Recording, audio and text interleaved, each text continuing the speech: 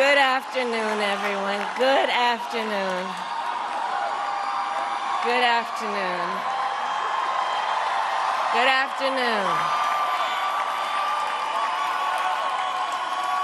Thank you all. Thank you, thank you. Thank you, thank you. So let me say, and I love you back, and I love you back. So let me say, my heart is full today. My heart is full today, full of gratitude for the trust you have placed in me, full of love for our country, and full of resolve. The outcome of this election is not what we wanted, not what we fought for, not what we voted for, but hear me when I say, the light of America's promise will always burn bright. As long as we never give up, and as long as we keep fighting.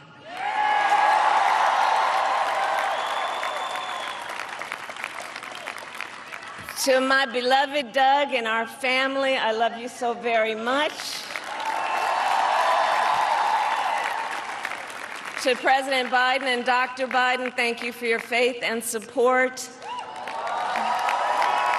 To Governor Walz and the Walz family, I know your service to our nation will continue. And to my extraordinary team, to the volunteers who gave so much of themselves, to the poll workers and the local election officials, I thank you all. Look, I am so proud of the race we ran, and the way we ran it, over the 107 days of this campaign. We have been intentional about building community and building coalitions, bringing people together from every walk of life and background, united by love of country with enthusiasm and joy in our fight for America's future. And we did it with the knowledge that we all have so much more in common than what separates us. Now, I know folks are feeling and experiencing a range of emotions right now. I get it. But we must accept the results of this election. Earlier today, I spoke with President-elect Trump and congratulated him on his victory. I also told him that we will help him and his team with their transition, and that we will engage in a peaceful transfer of power.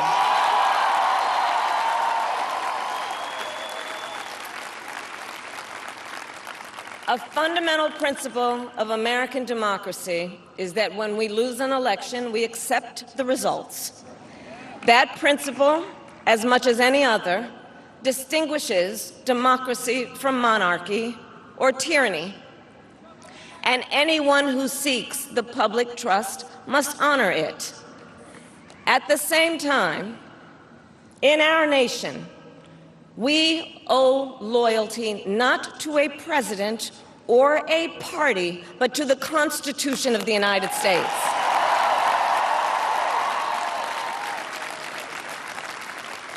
And loyalty to our conscience and to our God. My allegiance to all three is why I am here to say, while I concede this election, I do not concede the fight that fueled this campaign.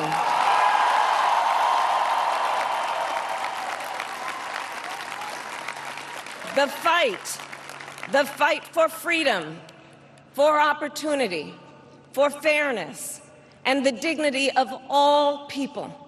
A fight for the ideals at the heart of our nation. the ideals that reflect America at our best. That is a fight I will never give up.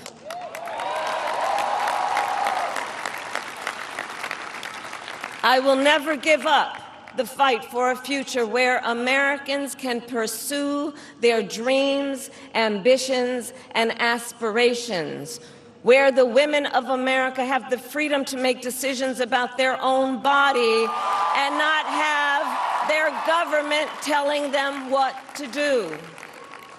We will never give up the fight to protect our schools and our streets from gun violence.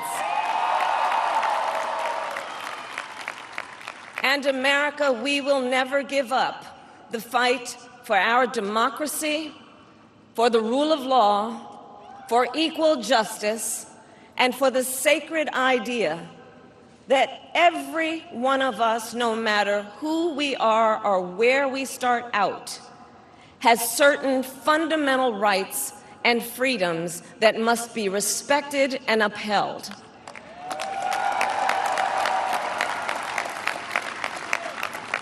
And we will continue to wage this fight in the voting booth, in the courts, and in the public square.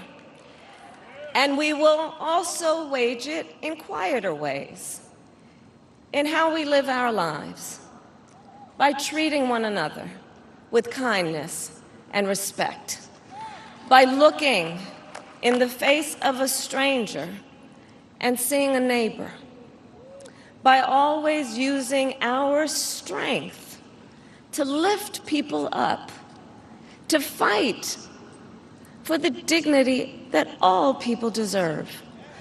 The fight for our freedom will take hard work, but like I always say, we like hard work. Hard work is good work. Hard work can be joyful work. And the fight for our country is always worth it. It is always worth it.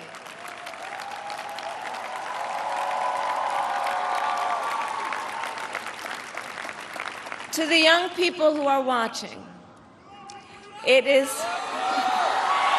I love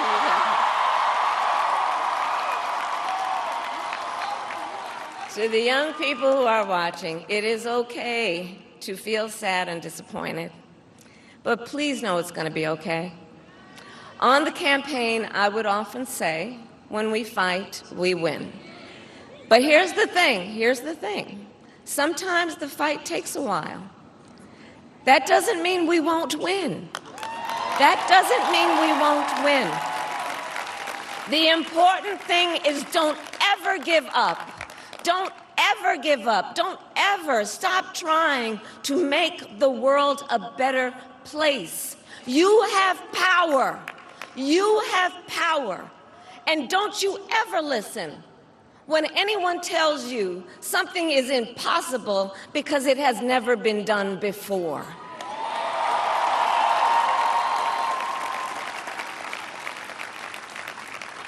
You have the capacity to do extraordinary good in the world. And so to everyone who is watching, do not despair. This is not a time to throw up our hands. This is a time to roll up our sleeves.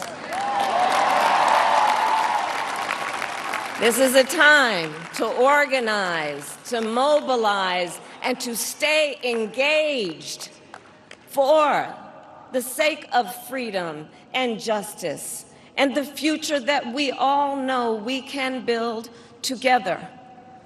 Look, many of you know I started out as a prosecutor, and throughout my career, I saw people at some of the worst times in their lives.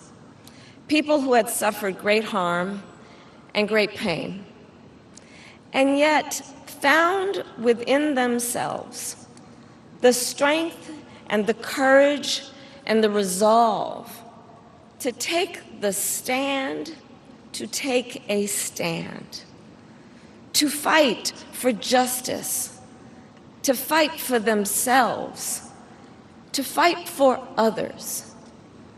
So let their courage be our inspiration. Let their determination be our charge. And I'll close with this. There's an adage an historian once called a law of history, true of every society across the ages. The adage is, only when it is dark enough can you see the stars. I know many people feel like we are entering a dark time, but for the benefit of us all, I hope that is not the case. But here's the thing, America, if it is, let us fill the sky with the light of a brilliant, brilliant billion of stars. The light of optimism, of faith, of truth, and service.